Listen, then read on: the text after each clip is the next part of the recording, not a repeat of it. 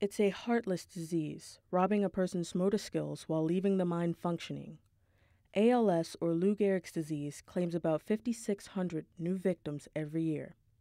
But in 2011, when New Orleans Saints linebacker Steve Gleason revealed that he was battling ALS, he promised to not go down without a fight, and people everywhere listened and learned that aggressive research could offer hope to thousands of families who daily face this dreaded opponent. Because right now, we don't have any drugs that are on the market that were tested by ALS today. In fact, there's only one drug that's on the market, Rilotech, that's been FDA approved.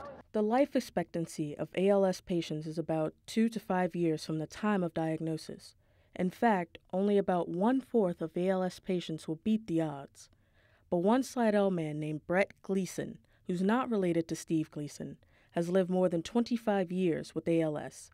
It's a triumph that he gladly shares with his wife, daughter, and son. I never thought it would happen. You know, when he was diagnosed in 1988,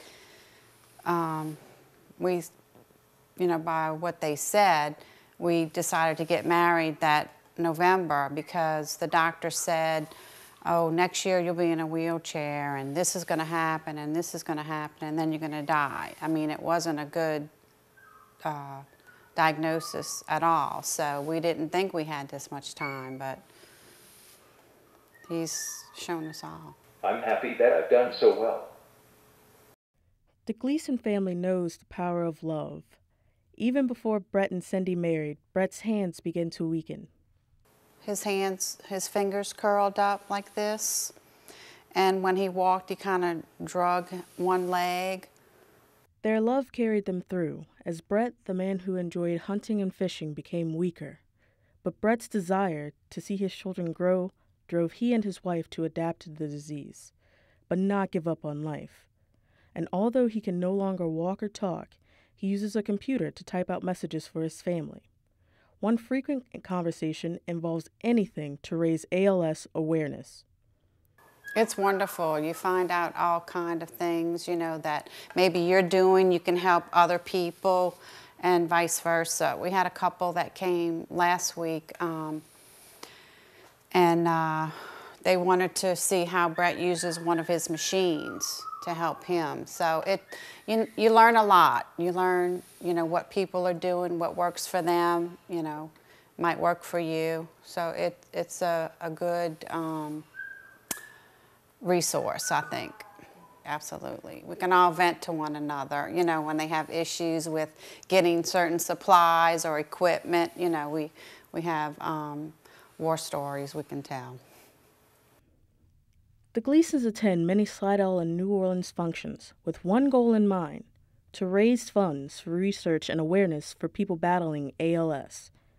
One recent event included skydiving, whose founder knows all too well the destructive nature of ALS since her mother had it as well. It traps a person in their body, basically, is the way I explain it to everybody. Their mind's still clicking, but they just can't move anything. They're paralyzed, they can still feel, but they can't move. Yet Sharon Isles sees the skydiving event as a positive way for people to show they care and have some fun. And it's an extreme fundraiser. Everybody's like, you're crazy for doing that, but it gets people's attention because it is a crazy thing to do. So, and that's what we need for ALS, is to grab people's attention. Recently, the Slidell Gleasons met Steve Gleason at a walk for ALS in New Orleans. We met him the first time when we went to the ALS walk last year, and Brett stays in touch with Michelle Gleason, his wife, on Facebook all the time. They actually, Team Gleason just sent us on a fishing trip a couple of weeks ago, so he stays in touch with the foundation, and every time we go to like Gleason Grove, someplace like that, we see Steve, and he'll say hello to us. Steve's Team Gleason Foundation hosted a fishing trip for ALS patients and families. Cindy and Brett were there along with their children. Brett later wrote this about the memorable fishing trip. "We caught some monster fish. My son caught a 30-pound black drum. That made the trip for me right there. It'll be something we'll all remember forever. The words fun and ALS don't often go together, but in Brett and Cindy's world, it can happen. Just like the words family, love, and nurture underscore their life together these past 25 years. Just never lose hope. I mean, some of the doctors can be a little harsh. I would never give up. You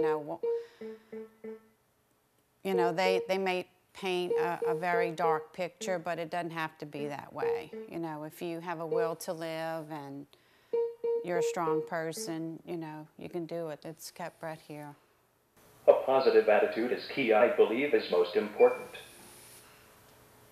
No one can say it's been easy, but they are proof positive that living with ALS is worth the effort. For Southeastern Times, I'm Brittany Robinson.